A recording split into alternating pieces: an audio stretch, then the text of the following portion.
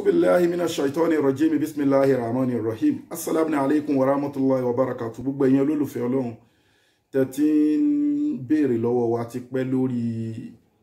health benefit egbòogi tí a lè fi kojú gbogbo àrùn àbí egbòogi tá lè máa lò tó yẹ pé àní ṣalábàápàdé ẹni àìsàn aburú tó bá wù kó máa jà fún gbogbo ẹ̀yin tí ẹ ń tẹ̀lé program wa lórí ètò ìwòsàn tá a dẹ̀ ti kọ́ lóríṣiríṣi nǹkan tẹ́ ti lọ dán wò so a ṣe all in one health benefit yìí a ṣe fún gbogbo àwọn tó jẹ́ olólùfẹ́ wa láti máa lò ó wà fún prevention tẹ́ bá ń lo egbògi yìí ẹ lè contact ẹni àrùn burúkú kankan tíyan bá dẹ̀ ní ẹni àrùn kọ̀ọ̀kan mi ní dárúkọ àìsàn kan ó má di pé kò dárúkọ àìsàn tèmi kò dárúkọ àìsàn tèmi no téèyàn bá ní ẹni àìsàn kan tó bá ń lo egbògi yìí bí ìsínìláhì ó máa ṣe kí ni ó máa rí àyípadà dáadáa tó ọlọ́run ọba lọ́ba tó ń wòyàn sàn ẹ ti understand so àwọn egbògi wo la wá kójọ sínú bíi ẹ rí egbògi wa láfíríkà ó ń bẹ́ńbẹ́ nínú nǹkan tá a fi ṣe apps yìí egbògi wa láfíríkà ń bẹ́ńbẹ́ egbògi ní Asia continent ń bẹ́ńbẹ́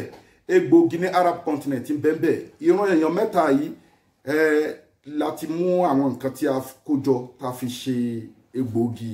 rí fáwọn tá a jẹ́ mùsùlùmí black seed ó wà nínú nǹkan tá a fi ṣe ṣẹ́dẹ̀ mọ̀ kò nídìí kí ṣe máa ròyìn black seed fún gbogbo wa àwa gan náà mọ̀ ìpàdé Muhammad sallallahu ta'ala alayhi wa sallam táwọn sáyẹ́nsì dẹ̀ bá bẹ́ẹ̀ tí wọ́n bá ọ̀rọ̀ náà bẹ́ẹ̀ àmọ́ bí ni pé kí ni o black seed abatu sauda ó ṣe kí ni gbogbo oògùn fún gbogbo ìwòsàn kan ni ó dẹ̀ wà fún gbogbo prevention kan ni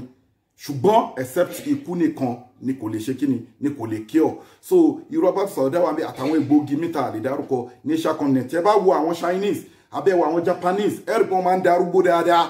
wọ́n máa ń darúgbó máa ń lálàáfíà gbogbo àwọn egbògi tí wọ́n ń lò tọ́lọ́dẹ̀ fún wa lórí ọ̀fẹ́ tá a lọ kọ́ lọ́dọ̀ wọn bẹ̀ láhùn papọ̀ la gbé jáde lásọ di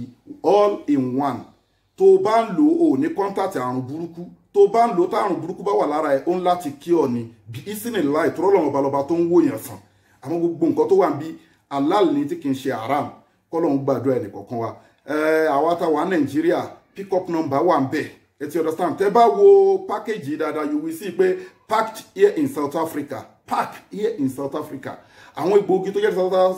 jẹ́ ti Africa wà ń bẹ̀ o bẹ̀tẹ̀ àwọn ètò ẹ pé a lọ ṣe kí ni a get wá láti continent míì ni ó wà ń bẹ̀ lẹ́fìrí pé wọ́ọ̀dù yẹn jáde bẹ́ẹ̀ pé packed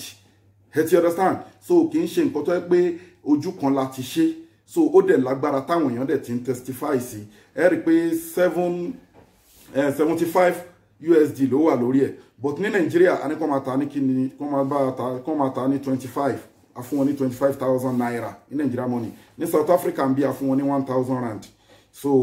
kọ́lọ̀ ń gbàdúrà wa